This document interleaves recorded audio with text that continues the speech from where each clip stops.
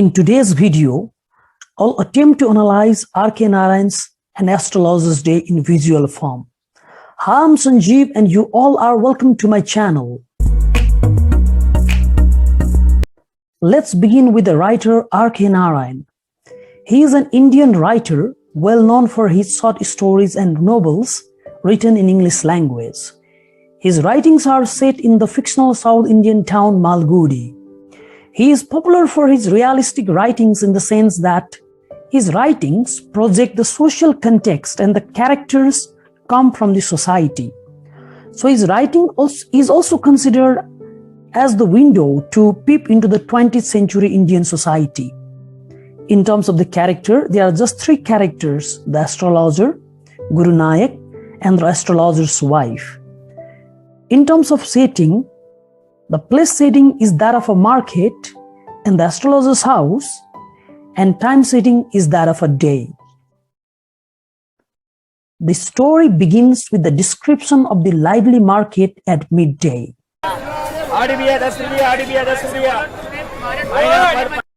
R.K. Narayan portrays the image of a busy market where people are busy in selling and buying things. There in the market, an astrologer is sitting under a tree with his professional equipment spread out. The vermilion and the ash on his forehead, a turban round his head, his beard and mustache give him an appearance of being a true astrologer. As a result, people are attracted towards the astrologer as bees are attracted to the cosmos. Now here comes a question.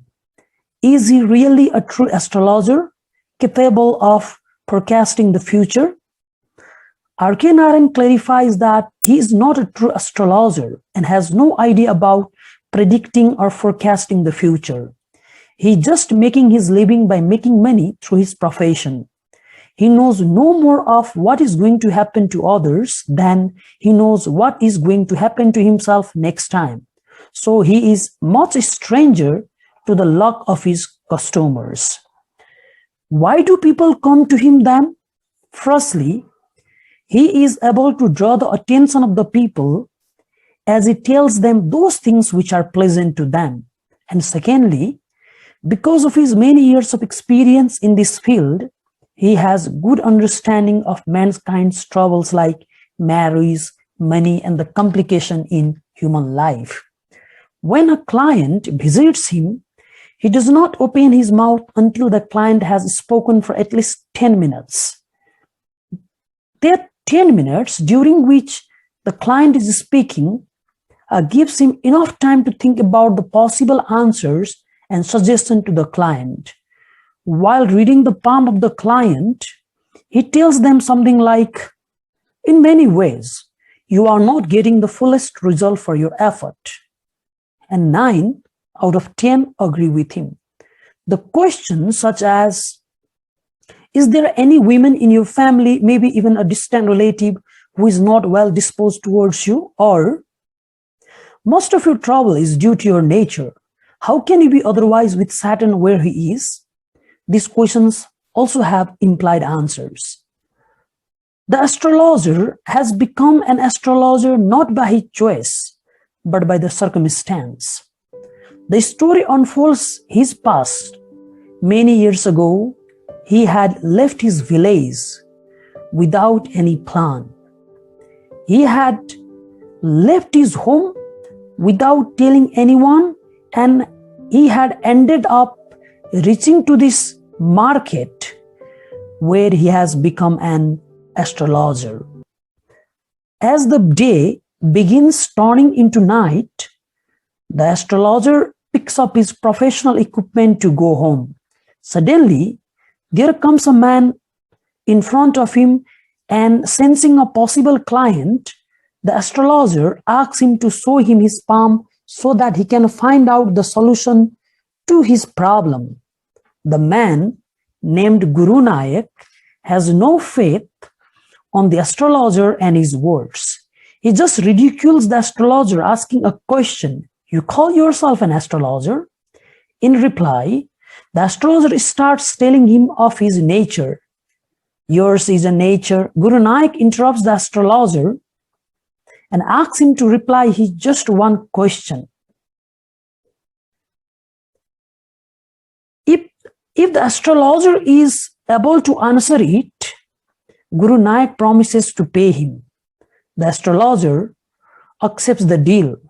Guru Nanak lights up a cigarette and waits for the astrologer to speak. The astrologer sees the face of Guru Nanak in the match light.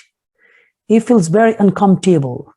He wants to go home without answering Guru Nanak's question, but Guru Nanak does not let him go without answering his question. Though the astrologer tries his best to go home quitting the deal, but Guru Nanak forces him to speak, stating that challenge is challenge and he must say something.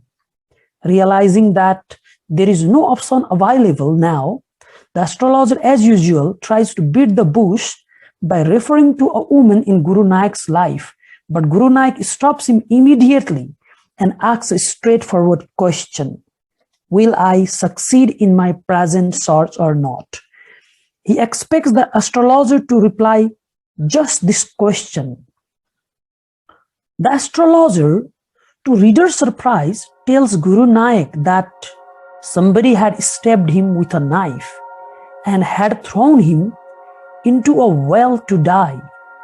Guru Nanak is very excited and states that is true. He also further states that a passerby had seen him inside that well and had saved his life, or else he would have died. In fact, Guru Nanak is looking for that person who had tried to kill him. So when he asks the astrologer if he will be able to meet that person, the astrologer informs him that he will not meet that criminal, as that criminal was killed in an accident 4 months ago. He also advises Guru Nanak to take the next train and go home. Otherwise, a great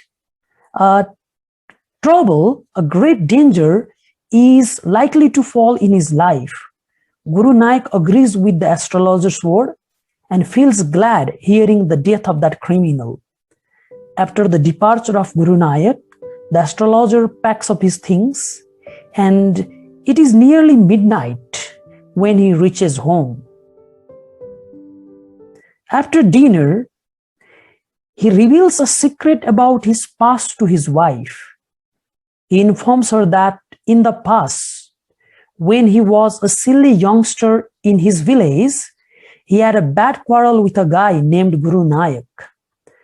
Under the effect of alcohol, he had stabbed him and had thrown him into a well to die.